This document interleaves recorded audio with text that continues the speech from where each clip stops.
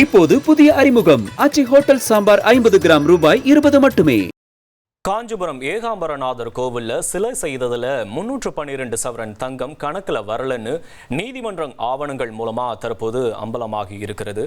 காஞ்சிபுரம் ஏகாம்பரநாதர் கோவில்ல கடந்த 2015ஆம் ஆண்டு உற்சவர் சிலைகளை செய்ததுல மோசடி நடந்ததா கோவில் செயல் அலுவலர் முருகேசன் உள்ளிட்ட 11 பேர் மீது வழக்கு பதிவு செய்யப்பட்டிருந்தது. இந்த வழக்கு விசாரணை காஞ்சிபுரம் குற்றவியல் நடுவர் நீதிமன்றத்தில் நடைபெற்று வருது. இந்த நிலையில குற்றவியல் நடுவர் நீதிமன்றத்தில் போலீசார் தாக்கல் செய்த ஆவணங்களுடைய விவரம் நீதிமன்றம் வாயிலா மனுதாரருக்கு வழங்கப்பட்டிருக்கு.